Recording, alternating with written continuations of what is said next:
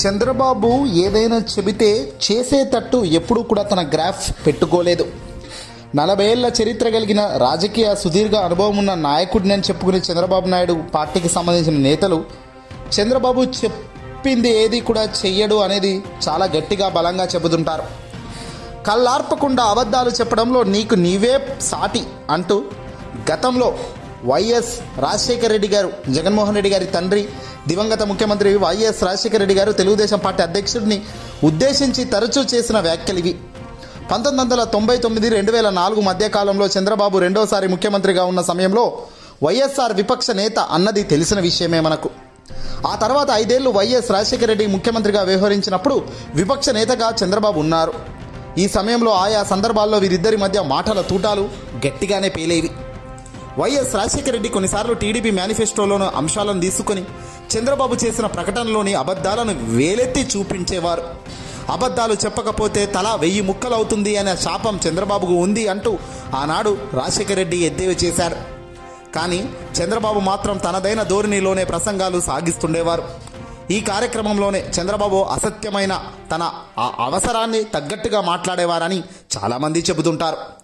ఆసక్తికరమైన అంశం ఏంటయ్యా అంటే, అబద్ధాలు చెప్పి ఏ ఎండకు ఆ గొడుగు పట్టి ప్రజలను నమ్మించడంలో చంద్రబాబు ఎక్కువసార్లు సక్సెస్ అయ్యారని మాత్రం బల్లగుద్ది చెప్పవచ్చు. ఎన్నికలకు ముందు ఒక మాట, ఆ తర్వాత ఇంకో మాట మాట్లాడడం 30 ఏళ్ల క్రితమే చంద్రబాబు సక్సెస్ మంత్రం ఇది. అబద్ధాల విషయంలో స్థిరత్వం పాటించిన నేత అన్నమాట. చంద్రబాబు తాజా ప్రసంగం ఒకటి వింటే ఔరా అనిపిస్తుంది. ఎన్నికలకు ముందు సూపర్ 6 హామీల పేరుతో ప్రజలను తెగ ఊరించిన ఆయన వీటితో పాటు మేనిఫెస్టోలోని మరో 175 హామీలు కూడా ఇవ్వడం జరిగింది. అధికారంలోకి రావడంతోనే అమలు చేస్తానని, సంపద సృష్టించడం అంటే నా తర్వాతే ఎవరికైనా, నేను వచ్చానంటే సంపద పరిగెడుతుంది, గ్రాఫ్ పైకి లేస్తుంది అంటూ నమ్మబలికే మాటలు మాట్లాడారు. కుమారుడు నారా లోకేష్, డిప్యూటీ సీఎంగా ఉన్న ప్రస్తుతం ఉన్న పవన్ కళ్యాణ్లు కూడా అప్పట్లో చంద్రబాబు వాగ్దానాలను ఇంకా పెద్ద ఎత్తున ప్రచారం చేసేదానికి సహాయపడ్డారు. సూపర్ 6 హామీలు ఎప్పుడు అమలవుతాయి అని ప్రజలందరూ ఎదురు చూస్తున్న తరుణంలో చంద్రబాబు ఒక మాట అన్నారు. సూపర్ 6 సూపర్ హిట్ అని చంద్రబాబు స్వయంగా ప్రకటించేశారు. అయ్యయ్యో, హిట్టా? ఎక్కడ, ఎప్పుడు, ఎలా? అరే, తమకు తెలియకుండా మనకు తెలియకుండా హామీలు ఎప్పుడో అమలయ్యాయి. ఇది చంద్రబాబు చెప్తున్న కొత్త రాగం. ఎన్నికల ప్రచారంలో సూపర్ 6 హామీలు బాగా పనిచేశాయంటే అర్థం చేసుకోవచ్చు. కానీ అవి ఉత్తుత్తివే అని అందరూ ఇప్పటికే అనుకుంటున్న ఈ తరుణంలో ఎన్నికల సంగతి ఎవరూ ప్రస్తావించరు. అందుకే హామీలని అమలు చేశామని భ్రమ కల్పించేందుకు చంద్రబాబు సూపర్ 6 సూపర్ హిట్ అంటూ ప్రకటించుకోవడం, తనకు తానే చేయడం విశేషం. అయితే వృద్ధుల పింఛన్ను 3000 నుంచి 4000కు పెంచడం మినహా ఇతర ఏ ఒక్క హామీ అమలు కాలేదన్నది అందరి ముందున్న పెద్ద వాస్తవం. లక్షల మంది పింఛన్ల కోత పెట్టిన తర్వాత కానీ మొత్తం పెంపు జరగలేదు. ప్రతి కుటుంబానికి ఏడాదికి 3 ఉచిత గ్యాస్ సిలిండర్లు ఇస్తామని చెప్పి హామీని కూడా నెరవేర్చామని ప్రభుత్వం చెబుతుంది. కానీ ఎంతమందికి నిజంగా అందుతుందన్నది స్పష్టం కావాల్సి ఉంది. ప్రస్తుతానికి ఒక గ్యాస్ సిలిండర్ ఇచ్చారనుకున్నా మరో 4 నెలల వరకు ఆ ఊసు ఎత్తడానికి కూడా వీల్లేదు. అంటే నెలకు 200 చొప్పున రాయితీ మాత్రమే ఇచ్చారన్నమాట. ఇతర వాగ్దానాలు అమలు చేయకుండానే సూపర్ 6 సూపర్ హిట్ అని ఎలా అంటున్నారంటూ చంద్రబాబు అండ్ కో నవ్వుకుంటున్నారు.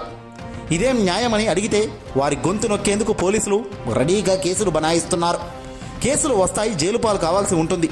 మహిళా శక్తి పథకం కింద ఎంతమంది ఉంటే అంతమందికి 1500 చొప్పున ఇస్తామని అప్పట్లో ప్రచారం అయితే జోరుగా చేశారు. ఇచ్చింది 0. తల్లికి వందనం పథకం కింద ప్రతి విద్యార్థికి 15,000 చొప్పున ఇస్తామని చెప్పి గతంలో జగన్ కుటుంబానికి ఒకరికి మాత్రమే ఇస్తున్నారు. తాము అధికారంలోకి వస్తే ఎంతమంది పిల్లలుంటే అంతమందికి 15,000 ఇస్తానంటూ ఊదరగొట్టారు. 3 ఉంటే 45,000, 4 ఉంటే 60,000 వేస్తానని, ఓపికంటే ఇంకా పిల్లల్ని కనండి అని కూడా రిపీట్. కానీ అధికారంలోకి వచ్చాక ఒక విద్యార్థికి ఒక పథకం అంటే ఇస్తే ఒట్టు.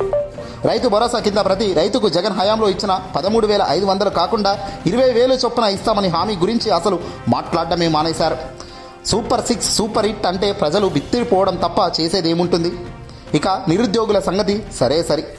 20 లక్షల ఉద్యోగాలు వచ్చేలా చేస్తానని, అంతవరకు నెలకు 3,000 రూపాయలు నిరుద్యోగ భృతి కూడా ఇస్తామంటూ అమలు చెప్పారు. ఇవి కాకుండా మేనిఫెస్టోలో వాలంటీర్లను కొనసాగింపు, వారి జీతం ఏకంగా 5,000 నుంచి 10,000 పెంచడం, బీసీ, ఎస్టీ, ఎస్సీ వర్గాలకు 50 ఏళ్లకే 4,000 చొప్పున పెన్షన్, కరెంటు ఛార్జీలు తగ్గిస్తామని హామీ కూడా అమలు ఇచ్చారు. కానీ ఇవన్నీ అమలు కాకపోగా అసలుకే మోసం వచ్చిన సంగతి అందరికీ ఈపాటికే తెలిసిన విషయమే. లో స్పష్టత లేకపోవడంతో ఉన్న 2.5 లక్షల ఉద్యోగాలు పోగా ప్రజలపై 15,000 కోట్లు కరెంటు ఛార్జీల భారం పడుతున్న సంగతి ఇప్పటికే గ్రహించేశారు ప్రజానికం. బహుశా చంద్రబాబు సృష్టిస్తున్న సంపద ఇలా జనాలపై బాధడం ద్వారానే అనుకోవడం ప్రజల వంతైంది. ఒక పక్క ప్రజలకు పైసా మిగిలడం దేవుడెరుగు, ఇంకో పక్క వారానికి వారం కొత్త అప్పులు రాష్ట్రానికి తెస్తుండడం ఆశ్చర్యకరం. 7 నెలల వ్యవధిలోనే 1,00,000 కోట్ల రూపాయలు అప్పులు తేవడం ఆర్థిక వేతనాలను సైతం ఆశ్చర్యానికి గురి చేస్తున్న పెద్ద అంశం. 1996 ఎన్నికల సమయంలో కూడా చంద్రబాబు ఇలాగే అలివి కాని హామీలు బోలెడు చెప్పి ఎన్నికల తర్వాత చేతులు లేవట్టేశారు.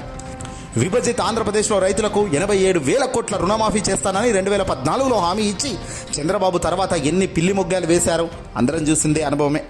ప్రత్యేక తెలంగాణ అంశంలో చూసుకున్న కాంగ్రెస్ కానీ వామపక్షాలు టీఆర్ఎస్ బీజేపీలతో జతకట్టే అంశంలో గమనించిన ఎన్నికల పొత్తులలో పలు భిన్నమైన విధానాలు కలిగిన పార్టీలతో పొత్తులు పెట్టుకోవడం, అవకాశవాద రాజకీయాలు చేయడం, తర్వాత తన పని అయిపోతే చేతులు దులుపుకోవడం, తన అవసరం ఎటువైపు ఉంటే అటువైపు అడుగులు వేయడం చాలా దిట్ట. ఏదైనా ఈ వీడియో నచ్చితే లైక్ కొట్టి షేర్ చేయండి. చంద్రబాబు గురించి మీరేమనుకుంటున్నారో కామెంట్ చేయండి.